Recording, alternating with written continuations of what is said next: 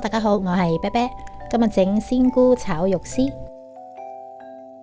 呢個餸簡單又快手，令到肉絲嫩滑，落多一樣嘢就可以啦。我哋而家即刻開始啦。材料有鮮菇2包、豬扒2塊、彩椒少少、紅蔥頭1個、蒜頭2瓣、蔥1湯半匙。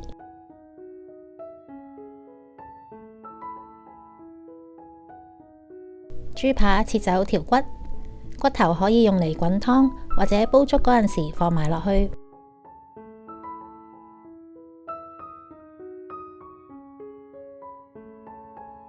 將豬扒切片，然後切幼條。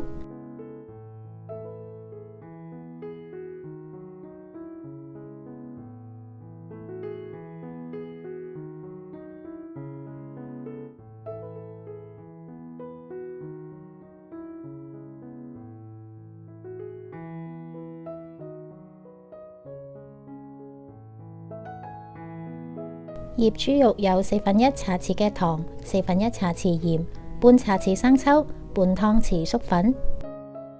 想肉絲炒出嚟滑啲，我哋要放啲水落去俾佢哋吸。先放2湯匙，拌勻撈勻之後，等豬肉吸收晒所有水分，然後再落多1至2湯匙嘅水落去。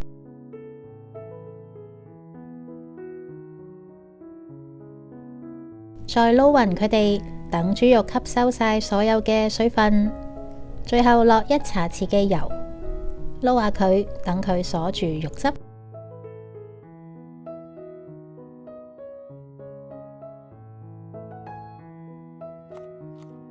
彩椒切絲，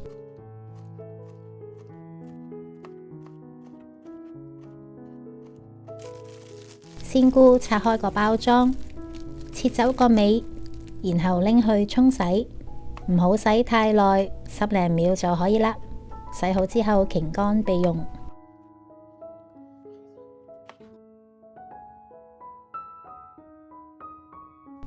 落少少油喺個鑊度，落紅蔥頭同埋蒜頭，用中火炒香。然後推埋一邊，落肉絲，轉大火攤開佢哋。將蒜頭撥上去豬肉上面，免得煎燶，冚蓋20秒，然後反轉再翻炒。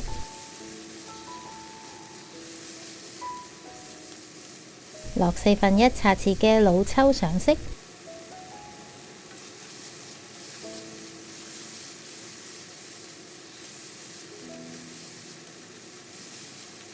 落鮮菇同埋彩椒。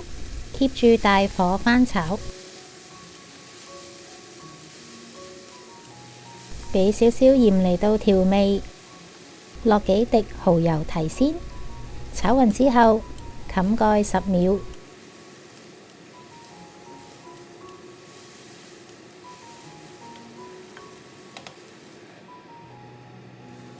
然後再翻炒，落適量嘅粟粉水做個薄薄嘅芡。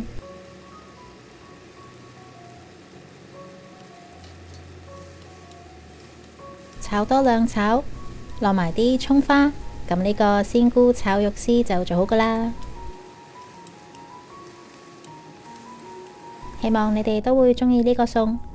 我哋每個星期都會出幾個唔同嘅家常菜食譜，未諗到想食咩好，煮咩好，可以隨時上嚟睇下。